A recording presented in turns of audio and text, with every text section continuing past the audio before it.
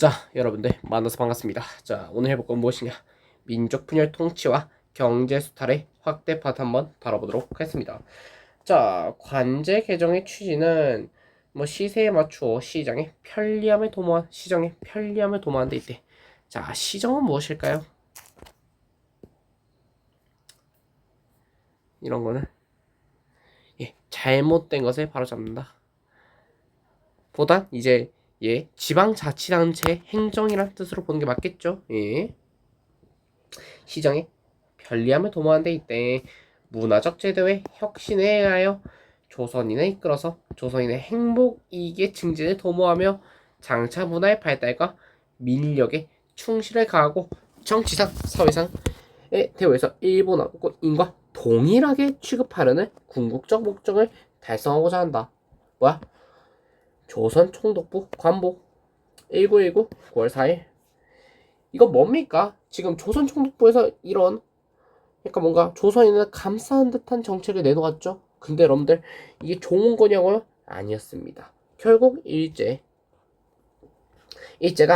1910년 내 무단 통치했어. 무단 통치. 근데 이게 안 먹힌 거야. 그러니까 문화 통치하려고요. 왜냐면 만세 운동을 한 거 보고 전국적으로 일어나네? 위화감을 느꼈어 일본이. 그래서 뭐 한 거야? 문화 통치. 아 너희들 약간 문화로 나라를 지배하겠다 이런 느낌이죠. 보겠습니다.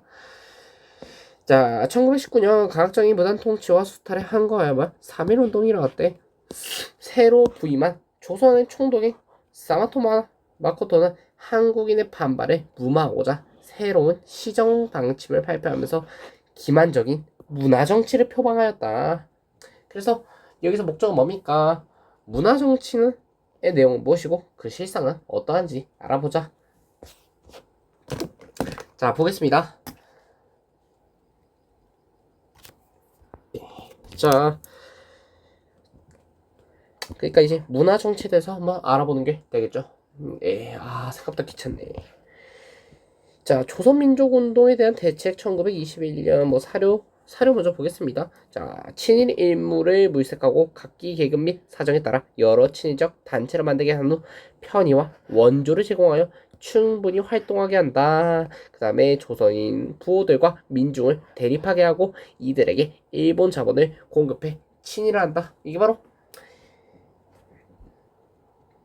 이게 또 뭐냐면요. 무단 통치 시기에는 이제 좀 막 때리고 막 억압하고 했을 텐데 지금 어느 시기야? 문화 통치 시기잖아. 문화 통치 시기잖아. 그래서 평화적으로 뭔가 해결하려는 듯한 아주 여우 같은 모습을 보여줬다고 볼 수 있겠죠. 자, 다음으로 넘어가서 기만적인 문화 정치 본론으로 넘어가 보도록 하겠습니다. 자, 3.1 운동을 계기로 무단 통치의 한계가 드러나고 국제 여론마저 악화되자. 그쵸? 3.1 운동으로 뭐 했어? 이제 전 국민이 들고 일어날 수 있다. 그러니까 일본이 얘네들 들고 일어나니까 전국적으로 들고 일어나네. 우리가 통제할 수 없겠는 걸 하고 위협감을 느낀 거야. 그래서 뭐 한 거야? 한계가 드러나고 그다음에 국제 여론 3.1 운동을 국외에서도 했죠. 그러니까 전 세계적으로 알렸기 때문에 여론마저 악화되었습니다. 국제 여론. 그래서 일제는 이른바 무단통치 버리자. 문화정치하자. 그러니까 문화정치를 표방하였습니다. 그래서 문화통치라고 합니다. 이건 정치가 아니라 문화통치 시기. 한국인을 회유하고자 하였다. 자, 일제는 뭡니까? 문관 출신도 조선 총독에 임명할 수 있도록 관제를 개정하고 헌병경찰제 대신 보통경찰제를 실시하였다. 근데 문제는 뭐야? 그러니까 원래는 헌병경찰제였어. 헌병경찰제는 뭐야? 약간 군인 같은 사람이 경찰을 하는 거야. 그래서 포갑적이고 억압적이고 그랬는데 그냥 보통 경찰제 하겠다. 실시했다. 했는데 문제는 뭐야? 일단 문관의 총독은 한 명도 임명되지 않았어. 관제를 개폐했으나 정작 실상 실천은 하나도 안 한 겁니다. 자, 그리고 경찰 인원과 경찰 간서의 수가 대폭 늘었다고. 자, 헌병 경찰제 시 우리 억압적으로 안 할게. 보통 경찰제 시행할게 했는데 그 보통 경찰이 경찰 수가 거의 3배가 늘었다고. 더 감시하고 억압할 수 있는 환경이 조성된 거죠. 그리고 치안유지법까지 제정하여 뭐야? 감시와 탄압을 강화한 거죠, 오히려. 그러니까 명목상은 뭐 보통 경찰체로 개편해서 뭐 억압적인 분위기 없애겠다 이랬는데 오히려 더 감시만 늘어난 겁니다. 예. 또한 그리고 막 도평에 부면 협의회를 설치하여 뭐야 한국인을 지방행정에 참여시킨다고 선전을 하였으나 실상은 뭐야 실제 의결권이 뭐야 없는 자문기구에 불과했어. 그냥 자문기구였던 거야. 실제로 뭔가 행사할 수 있는 의결권이 있어 없어? 없어. 없다고. 좋은 거였습니까? 나쁜 거죠. 자, 일제는 언론, 출판, 집회, 결사의 자유로 뭐야 일부 인정하였어. 일부 인정했는데 이에 따라 그래서 뭐야 조선일보, 동아일보 등이 창간되었죠. 근데 문제는 무엇입니까? 사전 검열을 실시하여 일부 기사 삭제하였으며 심한 경우에는 신문을 압수하거나 정간 폐간하였다. 뭐야 신문 출간하는 거를 뭐 정지시키거나 아예 폐지시켰다. 그러니까 뭐야 자기가 약간 일제를 일본을 비판하는 글을 비판하는 신문을 써. 그럼 뭐야 일제가 그걸 보고 검열시키는 거지. 너네 이 글을 쓰지 마. 삭제시켜. 아니면 또 너네 출판하지 마. 출판 정지시킬 거야. 막 이런 느낌이라고 보시면 되겠죠. 억압적이죠. 자, 그리고 보통학교와 이제 고등 보통학교를 지금으로서 고등학교죠.를 증설하였으며 수업 연한도 일본인 학교와 동일하게 늘렸습니다. 그러나 근데 학교 수 많이 부족하죠. 예. 그리고 경제적 부담 또한 있어서 한국인의 취학률은 여전히 낮았다. 그러니까 지식인들의 비율이 적었다라고 봐도 되겠죠. 자, 그리고 일제가 3.1운동 이후 문화정치로 정확한 것은 결국 민족의 저항을 무마하고 식민 통치에 협력하는 친위 세력을 키워 뭐야 식민지 지배를 공고히 하려는 민족 분열 통치의 수단에 불과하였다. 자, 문화 통치 뭐야? 약간 뭐 회유하고 뭐 하려는 것 같은데 뭔가 좋은 쪽만 보여주고 뭔가 우리에게 도움을 주려는 것 같지만 실상은 뭐였다? 민족 분열 통치의 수단에 불과하였다. 결국 식민지화 시키는 거야. 식민지의 지배 체제를 더욱더 공고히 하는 거죠. 그래서 자료 보자면 봐봐. 이때는 뭐야? 무단 통치식이야. 무단 통치. 근데 이때는 문화 통치식이거든. 그래서 뭐 이때는 똑같고요. 거의 3배가 늘었죠. 3배. 뭐 거의 3, 4배가 늘었는데 이때가 헌병 경찰청 압박하던 시기보다 오히려 더 늘었다. 보통 경찰제를 시행했지만 오히려 감시는 심해졌다라고 볼 수 있겠죠. 경찰 비용도 거의 3배 가까이 늘었고. 자, 사례로 치안유지법에 대해서 보겠습니다. 자, 치안유지법 어디 나왔죠? 여기 있었죠. 감시와 탄압을 강화했다고 한번 볼까? 자, 치안유지법 1925년 자, 제1조 제7조 있습니다. 자, 국채를 변역하거나 사유재산 제도를 부인할 목적으로 결사를 조직하거나 또는 그 사정을 알고 이에 가입한 자는 10년 이하 또는 10년 이하의 징역 또는 금고에 처한다. 그리고 또 이 법의 시행구역 외에서 죄를 범한 자에게도 이를 적용한다. 이 법은 뭐야? 치안유지법이지만 말은 뭡니까? 실체는 독립운동가나 사회주의자를 탄압한 법이다 라고 보시면 되겠습니다. 치안유지법 1925년 연도까지 외워두시면 좋을 것 같습니다. 자, 두께가 너무 굵은 것 같네요. 좀만 줄입시다. 자, 이 파트 했고요. 자, 다음 파트로 이제 넘어가도록 하겠습니다. 산미 증식 계획이 실시되다 1920년에서 1934년입니다. 자, 자, 산미 증식 계획이 실시되자 1920년에서 1934년이고요. 자, 제1차 세계대전의 계기로 했다. 뭐야? 일본은 공업화가 급속히 진전되면서 뭐야? 도시 인구가 크게 늘어나고 쌀의 수요도 뭐야? 증가하였다고. 그쵸? 세계 1차 대전 계기로 뭐 증가하였대. 자, but 그러나 쌀의 생산량이 수요량에 미치지 못하면서 쌀값이 폭등하고 심각한 쌀 부족 현상이 어디에 나타난 거야? 일본에 나타난 문제인 거야. 자, 이의 일제는 뭐야? 한국에서 산미 증식 계획을 실시하여 부족한 쌀을 보충하고자 하였습니다. 자, 보겠습니다. 자, 산미 증식 계획 기간에 뭐야? 토지 개간과 품종 개량, 비용 사용, 수리 시설 확충 등을 통해 쌀 생산량이 늘어났지만 계획한 목표에 미치지 못하였다. 그러나 일본으로 쌀 반출은 예정대로 진행되었고 그 결과 한국의 식량 사정은 악화되었대. 그러니까 산미 증식 계획은 뭐야? 일제가 쌀이 부족해지니까 한국에서 일제가 먹을 일본 사람들이 먹을 쌀을 뭐야? 반출해 오는 거야. 이게 도덕적으로 말이 됩니까? 말이 안 되죠. 그 결과 오히려 한국의 식량 사정은 뭐야? 악화된 거야. 그렇죠. 뭐 계획한 목표에 미치지 못하였으면은 당연히 쌀은 부족할 테고 그리고 일본도 쌀이 부족해 하면서 한국에게 쌀을 뺏어가니 뭐야? 한국의 식량 사정은 악화될 수밖에 없겠죠. 예, 넘어갑시다. 자, 비료대금, 수리조합비 등 쌀 증산에 드는 비용이 뭐야? 농민에게 전가되면서 그러니까 농민의 부담도 크게 늘어났다, 증가했다.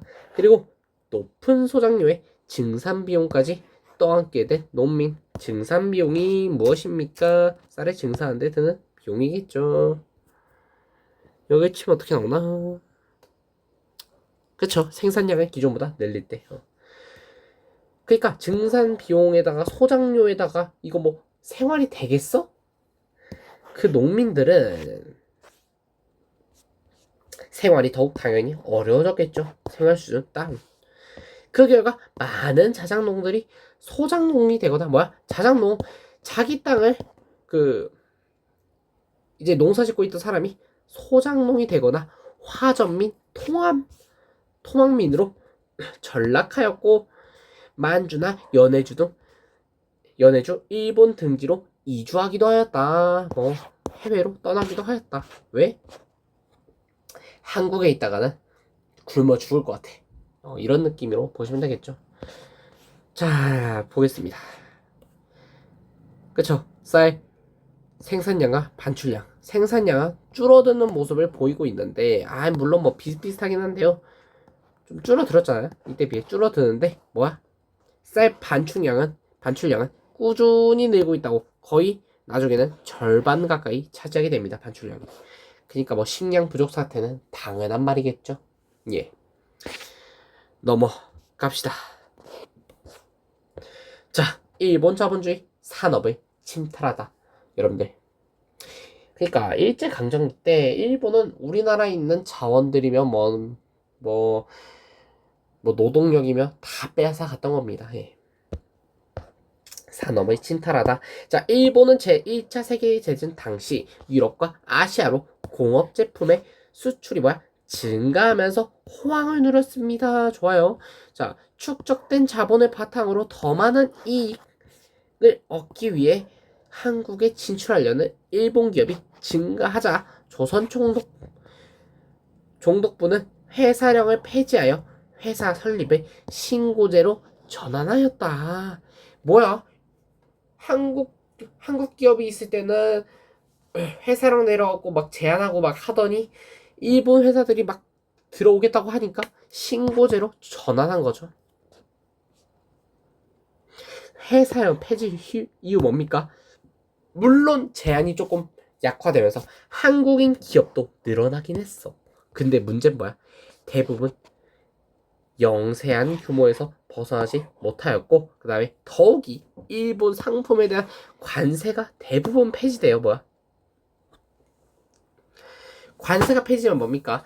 제품이 보다 싼 가격에 들어올 수 있겠죠. 그래서 값싼 일본산 제품이 들어오면서 한국인 기업은 뭐야? 오히려 큰 타격을 받게 된 겁니다. 넘어갑시다. 넘어가기 전에 그림 같은 것도 봐야 돼. 흥남 조선 질소 비료 공장 일본 노구치 재벌이 1927년 그쵸? 1920년에 뭐야? 그 회사령을 신고 폐지하고 신고제로 전환시켰다고. 그러니까 1927년이니까 1920년 이후네요. 그러니까 뭐 신고제였을 때 이렇게 일본 재벌가들 대기업들이 한국에 공장을 설립했다고. 어렵지 않죠? 자, 자료실 한번 들어가 보도록 하겠습니다. 자, 신문의 실리 산미 증식 계획이 실상. 이제 실상을 보는 겁니다. 자, 이제 그림으로 보는 게 좀 더 재밌고 쉬울 수 있어요. 자, 보죠. 계량회사, 동양척식 주시회사, 산미 증식안. 나머지는 누가 먹는 것이냐? 라는 작품. 조선일보의 내용이고요. 자, 산미 증식 계획 과정에서 토지계량 회사와 동양척식 주식회사가 막대한 이익을 보았다. 그러니까 이 산미 증식안은 한국인을 도와주는 게 아니라 계량회사하고 동양척식 주식회사 배만 불리는 꼴이다 라는 걸 간편하게 보여준 그림입니다. 자, 그리고 배꼽이 왜 10배 동아일보. 자, 수확으로 얻는 이익보다 수리 조합비, 수세로 인한 부담이 커지면서 뭐야? 농민의 처지가 더욱 열악해졌다. 이겁니다. 전체 수확은 요만큼밖에 안 했는데, 아이고, 뭐, 세금이니, 뭐 수리비니, 뭐, 내야 될 게 겁나 많네? 전체 수확량의 10배가 넘네, 내야 될 게? 그럼 나는 왜 내 밭을 갈고 있는 거지? 차라리 소장농 할래. 난 소장농인데, 왜 이 비용까지 부담받는 거지? 이게 말이 되나? 말도 안 되는 겁니다. 예, 그렇게 빈곤해져 갖고 삶은 더 힘들어졌죠. 그리고 또 이제 약간 조금 냉정하게 바라봐서 시험 문제가 어떻게 나올지 예상을 해본다면, 예, 와보고는 정말 조금 시험 문제가 어렵게 나오면 정말 어렵게 나오는 편이죠. 정말 어렵게 낸다면 이거 지웁니다. 이거 지웁니다. 그림 보여줍니다. 다음은 어떤 신문사냐를 또 추측할 수 있는 근거를 내었습니다. 겁나 꼬는 거야. 겁나 꼬는 거야. 그런 문제가 실제로 나온 적도 있어요. 예, 여러분들. 그래서 역사 공부하실 땐 정말 모든 거 다 암기한다. 그냥 암기보다는 알고 있어라.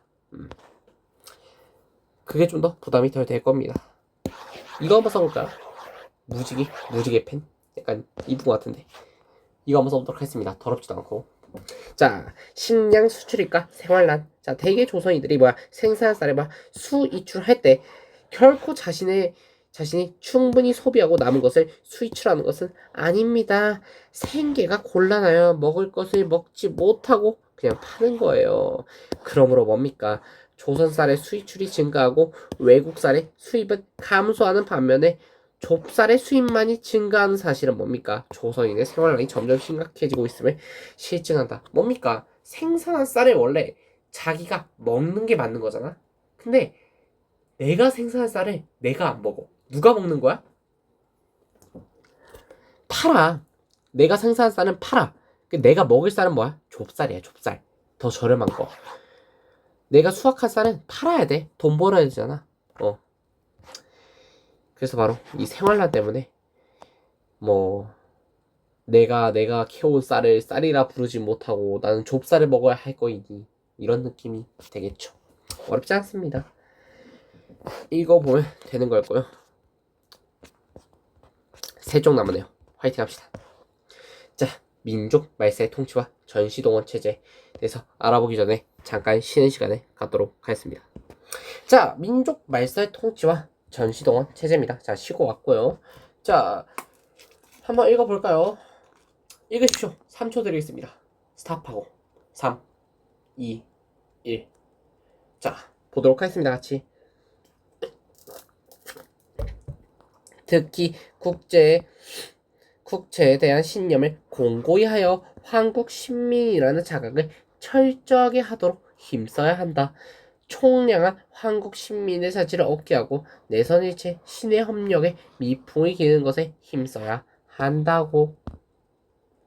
국민학교 규정 제3차 조선 교육령입니다. 이제는 문화 통치가 아닙니다. 세 시기가 있었죠. 일제강점기는.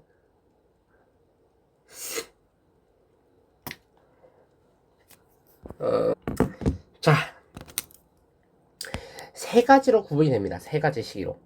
뭐야? 첫 번째, 무단 통치. 무단 언제 1910년대. 두 번째, 알록달록하네요. 어이, 사라졌어. 두 번째, 1920년대 문화 통치입니다. 문화 통치. 자, 마지막은 이제 민족 지금 말살 통치입니다. 자, 한번 시작해 보도록 하죠. 자, 일단 지금 내용 보니까 뭔 것 같아? 아이, 지금 우리나라가 조선이라는 국권 의식이 상실되게 만들려는 그런 의도로 일본이 내포하고 있지 않을까라고 추측해 볼 수 있겠죠. 알아보도록 하겠습니다. 자, 주제역입니다. 자, 매일 아침 일본 궁석이 있는 동쪽을 향하여 절을 하도록 강요하는 궁성요배 모습과 총량한 한국 신민을 기르는 것에 힘써야 한다는 국민학교 규정이란다. 자, 일제가 잠깐만요. 자, 국민학교 규정이래. 자, 일제가 이런 통치 정책을 실시한 목적은 무엇이며 이 정책으로 한국인은 어떤 수난과 고통을 겪어야 했을까? 궁상 요배 모습을 그린 교과서 사파 굉장히 기괴하죠. 그러니까 뭐야, 이제 조선인 대우도 안 해주고 뭐야, 그냥 일본 한국 신민이다. 너는 이제 완전 한국은 일본이야, 이런 느낌으로 완전히 이제 지배해버리려는 속셈이죠. 자, 이제 약간 전개도로 보자면 1931년에 만주사변 발발, 중위전제 발발, 국가총동원법 제정, 아시아태평양 전쟁 발발인데 이거 한번 쭉 보도록 하겠습니다. 자, 민족 말살 통치를 실시하다. 문화 통치에 이어서 이제 민족 말살 통치입니다. 자, 이 순서 외워두셔야 되고요. 자, 일제는 만주사변 이후에 뭐야? 침략 전쟁을 확대하면서 민족 말살 통치를 실시하였다. 자, 이를 위해 내선일체 일선 동조론을 내세우며 한국인을 일왕에게 충성하는 백성으로 동화시키는 한국 식민화 정책을 강요하였다. 자, 내선일체는 무엇입니까? 자, 일본과 한국이 한 몸과 같다는 뜻. 뭐 말도 안 되는 소리야 라고 할 수 있는데요. 말도 안 되는 소리 맞습니다. 이때는 뭐야? 억압하고 아니라 한국을 완전히 그냥 자기네 나라로 흡수하겠다, 이런 뜻이겠죠. 일선 동조로 일본인과 한국인이 같은 조상에서 나왔다는 주장. 아이고야, 그래, 뭐 고생대 가면 뭐 같을 수도 있겠다, 그치? 고생대의 조상은 같을 수도 있겠어요. 예, 하여튼 참 말도 안 소리 하고 있습니다. 그래서 한국인의 뭐야? 민족 의식 자체를 말살하고 침략 전쟁에 효율적으로 동원하려는 것이었다. 결국 일본은 한국인을 소모품처럼 쓴 겁니다. 근데 우리가 조금 의문을 가질 게, 만주사변이 우리가 배웠었습니까? 그 이전에? 불법 전쟁이라고 하네요. 이거는 조금 나중에 한번 다뤄보도록 하겠습니다. 내신 대비 시작할 때. 뭐 지금도 내신 대비긴 한데. 자, 일왕의 충성을 맹세하는 한국 신민 서사를 강제로 외우게 하고 매일 아침 일본 궁성 향해 절하게 했다. 신사를 세우고 참배를 강요하였고 또 이를 거부할 경우 처벌하고 학교도 폐쇄하였습니다. 또한 한국어 교육 자체를 금지해서 뭐야? 아이고 그냥 완전 한국을 일본화시키겠다는 속셈입니다. 한국 교육 자체를 금지한다는 게 말이 됩니까? 한국에서 말이 안 되는 소리죠. 일본어를 사용하도록 강요하였으며 소학교의 명칭도 한국 시민의 학교라는 의미의 국민학교로 바뀌었다. 그쵸. 이게 일제시대 때 써온 일제 강점기 때 써온 말들이 지금도 쓰는 경우가 많아요. 여러분들 반장이란 게 많이 알려서 이건 아실 것 같은데 반장이란 건 무엇이냐면요. 이것도 결국 일제 강점기 때 나온 말이거든요. 그래서 요즘은 회장이란 말을 좀 많이 사용하게 합니다. 학급 회장. 예. 물론 아직도 뭐 반장 선거, 반장 투표라고 하는 뭐 일제 시대 흔적들이 남아 있죠. 예, 또 쓸데없는 얘기로 30초 날렸고요. 자, 보겠습니다. 자, 의미의 국민학교로 바꿨다고. 자, 일제는 성과 이름도 일본식으로 바꾸도록 강요하였다. 이를 거부할 경우 자녀를 학교에 보내지 못하게 하고 식량 배급에서 제외하는 등 불이익을 주었다고. 그죠, 창씨 개념입니다. 그래서 뭐 이에 대한 시 같은 것도 있었죠. 그래서 막 일본식으로 성과 이름 안 바꾸면은 불이익까지 주었다 라고 보시면 될 것 같습니다. 그쵸. 나무로 만든 총을 들고 군사 훈련을 하는 어린 학생들, 이거 뭐 때문에 그래? 침략 전쟁에 효율적으로 동원하기 위해서. 자, 이거는 뭐야? 창씨개명. 성명을 신고하기 위해 줄을 선 모습 강제로. 이것도 창씨개명. 내선일체 홍보 엽서 등이 있었습니다.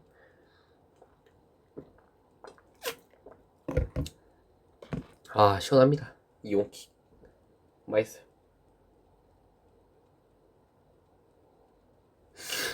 자, 일제는 한국인 언론과 학술 활동에 대한 탄압도 강화하였습니다. 우리 글로 간행되던 조선일보, 동아일보, 그쵸? 등을 폐간하였어. 그리고 우리말 연구에 힘쓰던 조선어학회 회원들을 치안유지법 위반으로 구속하였다. 조선어학회 사건 1942년. 이거 영화도 있을 겁니다. 이거 관련된. 그러니까 막 한국인의 약간 정서를 되찾거나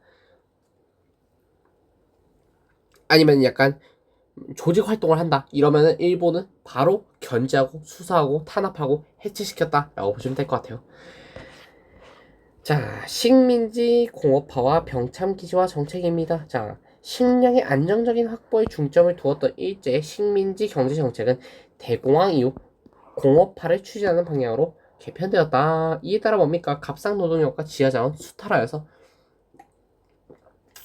일본 독점 자본이 대거 한반도에 진출했습니다. 자, 이들은 뭡니까? 중화공업과 광업 부분에 투자하면서 석탄과 철 등 지하자원이 풍부한 북부 지방에 대규모로 공장을 세웠다고. 그 결과 어떻게 했습니까? 식민지의 공업화는 빠르게 진행되었죠. 뭐 이렇게 북부 지역에 예. 이렇게 뭐 광산도 세우고 막 했죠. 그래서 이렇게 늘어난 겁니다. 북부 지역이 확실히 늘어났죠. 근데 여기서 볼 수 있는 게 뭐냐면 그 요즘은 우리나라에 지하자원이 없다 하잖아. 지하자원. 근데 그 지하자원이 없는 이유가 뭔지 아세요? 원래 지하자원은 한국에 많은 편이었어. 근데 일제 강점기 때 다 캐가고 수탈해 가서 지금 지하자원이 그렇게 많이 남지 않은 겁니다. 예. 그래도 지금 북한에 좀 있긴 하죠. 지하자원이. 그것도 뭐 중국으로 좀 가고 있는 것 같은데. 하여튼. 자, 일제는 대공황에 따른 서구 열강의 보호무역으로 어려움을 겪던 일본 방직 자본가에게 값싼 원료를 공급하기 위해서 남면 북양 정책을 실시했다. 자, 이에 따라 남부 지방에서 면화를 재배하고 북부 지방에서 양을 기르도록 또 뭐 했어? 강요했어. 추진한 것도 아니고 강요했어 또. 참. 중일 전쟁이 발발하자 일제는 전시 체제에 돌입하여 한반도를 전쟁 수행에 필요한 군수 물자를 공급하는 병참 기지로 만들려고 하였다. 그러니까 병참 기지화 정책이 본격적으로 추진되기 시작하면서 한국의 산업 구조는 군수 산업 중심으로 개편되고 소비재 산업은 위축되었다. 일본이 전쟁하니까 너네 한국 우리한테 그 막 싸울 때 필요한 물자 공급해 하면서 병참 기지화 정책이 시행되었고 그러면서 자연스럽게 그렇게 해서 군수 산업 중심으로 개편되고 군수산업 비율이 늘어났고 소비재 산업은 오히려 위축되었겠지. 또한 군수물자 생산을 위한 중화공업시설이 북부 지방으로 편중되면서 지역 간 산업 불균형까지 심화되었다. 볼 수 있겠습니다. 그쵸. 총칼을 또 만들었죠. 일제가 대륙 침략에 필요한 무기를 빠르게 공급하기 위해 1939년부터 조성하였다.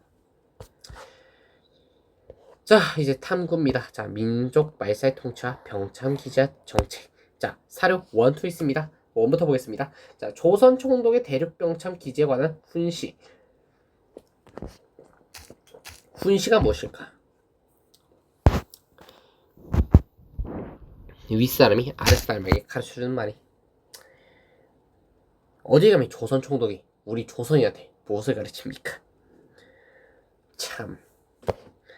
자, 이번 사변에서 조선은 상당량의 군수 물자를 공출하여 어느 정도 효과를 올렸다. 그러나 아직 불충분해. 중국 대륙 작전군에 대해 일본으로부터 해상 수송이 차단당하는 경우가 있더라도 조선의 힘만으로 보충할 수 있도록 조선 산업 분야를 다각화하며 특히 군수공업의 육성에 역점을 둬야 한다. 그냥 진해에 전쟁할 때 필요한 물품 공급하기 위해서 군수공업을 확대해라 이 소리야. 한국 신민사사 아동용입니다. 참네. 세뇌시키는 거죠 어릴 때부터. 우리는 대일본 제국의 신민입니다. 말도 안 되는 소리야. 우리는 마음을 합하여 천황폐하께 축인사합니다. 무슨 말도 안 되는 소리야. 참. 우리는 인고 단련하여 훌륭하고 강한 국민이 되겠습니다. 니네 국민은 안 돼요. 조선 국민이 돼야지. 한국 국민이 돼야지. 일본 국민은 되기 싫다 이 말입니다. 전. 한국 신민 서사지. 자, 일제가 한국 신민 서사 암송을 강요하며 세운 게 바로 한국 신민 서사시주입니다. 충남 보령에 있다. 이것도 알아두셔야 됩니다. 우리는 어렵게 나올 수 있기 때문에. 자, 여러분들 해피합니다. 드디어 마지막 페이지입니다. 자, 빠르게 가보도록 하겠습니다. 자, 이것만 하고 끄도록 할 거예요. 전시동원 체제 속에서 인력과 물자를 수탈당하다.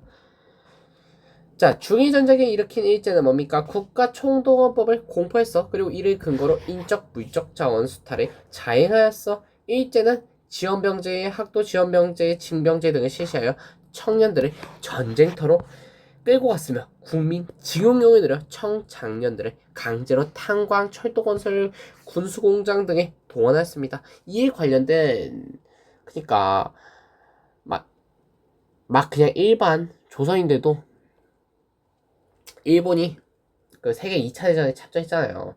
그러니까 그 전쟁에 필요한 것들 강제로 우리나라 조선인들 착취해가면서 한 지문이 했던 내용을 담은 국어 지문이 있거든요. 그거를 또 중3 때 했던 기억이 나네요. 예, 하여튼 굉장히 아픈 현실이었습니다. 자, 강제로 탄광 군수공장 등에 동원하였습니다. 그리고 수많은 여성들을 굉장히 화가 날 만한 사건입니다. 일본군 위안부 사건이죠. 위안부로 끌고 가 성노예로 삼았으며 전쟁 막바지에는 여자 정신근로령을 제정하여 수십만 명의 여성을 군수공장 등에서 일하게 하였다. 굉장히 아픈 사건들입니다. 아픈 역사들이요. 지금도 제대로 일본이 사과를 안 하고 있죠. 굉장히 잘못된 겁니다. 전쟁 수행에 필요한 식량과 물자도 강제로 공출하였다. 그리고 강제입니다. 강제야. 일본은 거의 다 강제로 했어요. 강제로.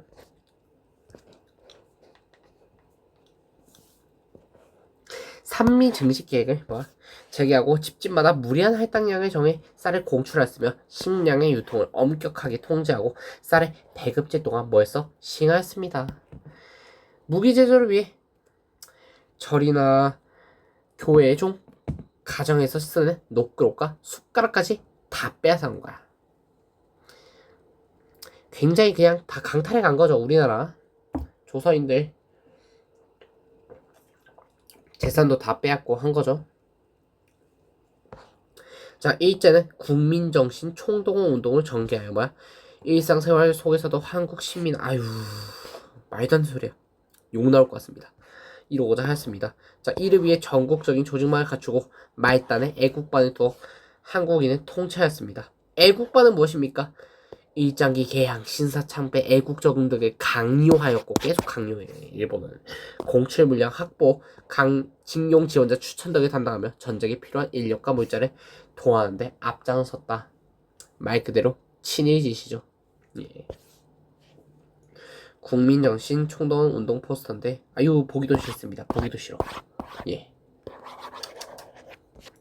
굉장히 그니까 일제강점기는 정말 그래도 조선시대 때는 설명할 맛이 좀 났거든요. 그래도 막 와닿지도 않고 조금 슬픈 건 있긴 한데 그래도 막 그렇게 와닿지 않는 느낌이었는데 이거는 좀 와닿네요. 예. 일제강점기는 굉장히 우울합니다. 공부하면서 그래도 해야겠죠. 자, 살펴보겠습니다. 자, 국가총동원법 1938년이고요. 자, 1조 4조 있고요. 국가총동원이란 전시의 국방의 목적을 달성하기 위해 국가의 전력을 가장 유효하게 하도록 인적, 물질 자원을 통제, 운용하는 것을 가리킵니다. 자, 제4조는 무엇입니까? 제국 신민을 징용하여 총동원 업무에 종사할 수 있다. 징용도 가능하다. 이 뜻이죠. 자, 마지막으로 이거 살펴보고 끝내보도록 하겠습니다. 공출, 굴이나 철에 남기는 것은 부끄러움을 남긴다. 자, 이거 뭡니까? 일제가 공출에 독려하며 만든 구호이다.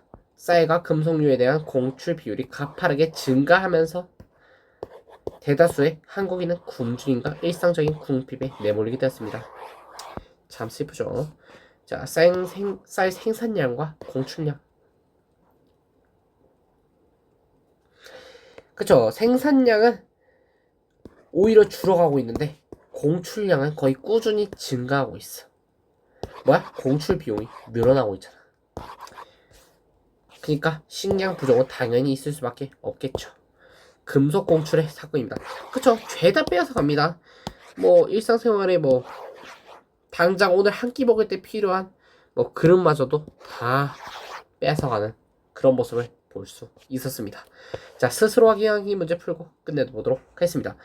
자, 헌병 경찰제 실시는 언제에서 무단통치 때 치안유지법 개정은 이때 문화정치 때 조선태양령은 무단통치 때 어렵지 않아요. 국가총동원법 공포는 기획 때 방금 했죠. 자, 이렇게 18조까지 진도 다 끝내봤습니다.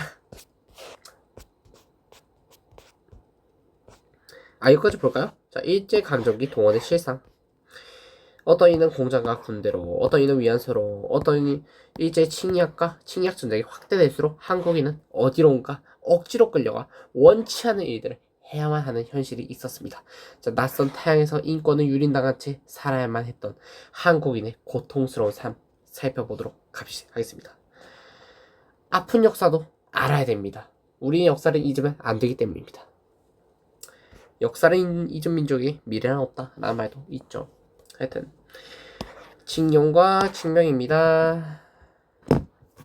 자, 면사무소 직원이 징용 가라고 했어요. 다음날 출발하기 때문에 속옷만 챙겼어요. 사할린에서 비행장을 만들었어요. 이후에는 가와카미 탄강으로 끌려갔어요. 다 강제로 징용된 거죠. 나는 해방되어 돌아왔지만 형은 그러지 못했어요. 한국 라디오 사할린 방송에 나왔다는데 지금은 생사 또한 알 수 없죠. 강제로 끌려갔는데 형의 생사조차 모르고 있는 상태죠. 강제징용 노동자 상이고요. 급여병세서입니다. 자, 공제금액이 임금액을 초과하여 실제 임금은 없고 오히려 채무가 남게 되었다. 이게 말입니까? 일을 했는데 뭐야? 오히려 빚만 생기고 있는 거야. 임금은 31원 6전인데 기숙사비, 충격탄 기부금 합쳐갖고 뭐가 된 거야? 37원을 낸 거야. 그럼 오히려 6원을 빚지게 되네 거의? 말이 됩니까? 말이 안 되죠. 일을 했는데 돈을 내야 돼. 이게 말이 돼? 참. 징병입니다. 자, 징병은 이제 군대. 이제 군사로 싸우는 거죠. 영장이 집으로 왔지. 시뻘건 종이로. 용산 30부대에 들어가서 열흘 동안 있었는데 떠날 때까지 전혀 어디로 가는지 몰랐어. 용산역에서 화물차 바닥에 가만히 떼기 깔고 떠나는데 그 기차가 북쪽으로 가기 중국으로 끌려간 거지. 김희승 씨, 1924년생의 증언입니다. 그쵸, 강제징명된 조선인의 모습을 보여주고 있습니다.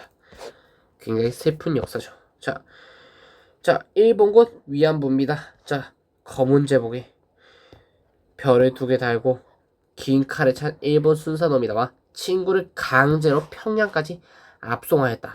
평양역에 도착하니 이미 15명의 조선 여성이 끌려가 있었다. 내가 다른 여성들과 함께 기차와 자동차를 타고 처음 끌려간 곳은 중국 남경이었다. 일본군은 하루 30명 정도 왔다. 정을 하면 다락방에 끌려가 매를 맞아야 했다. 하루라도 빨리 도망가고 싶었지만 감시는 엄혹하였다. 일본 박영십 씨의 실제 증언입니다. 그쵸, 굉장히 슬픈 역사죠 이것도. 자, 그래서 이 소녀상이 있습니다. 자, 주한 일본 대사관 앞에 평화의 소녀상. 일본군 위안부 강제동원은 오랜 기간 동안 은폐되었습니다. 근데 1990년대 생존자가 있었죠. 이 생존자들의 증언을 계기로 진상규명 움직임이 활발해졌고 일본이 배상금이라고 뭐 주긴 했는데 그게 배상이 되겠습니까? 그리고 정식적으로 제대로 인정도 아직 안 했어요. 참 나쁘죠. 이거는 제대로 인정을 하고 사과를 지금이라도 정식으로 해야 됩니다. 뭐 사과를 한다고 해결되는 거 아니지만 사과를 안 하면은 되겠습니까? 사과라도 해야죠. 아유, 참 슬픈 역사였습니다. 자, 이렇게 와보고 한국사 2 19페이지까지 다뤄봤고요. 다음 시간에는 1910년대 국내외 독립운동 을 한번 다뤄보도록 하겠습니다. 다음 시간에는 25페이지 정도까지 진도 나가있네요. 또 많이 나가면은 여기까지 나갈 수도 있고 28페이지까지. 자, 이렇게 오늘 내용 정리가 끝났습니다.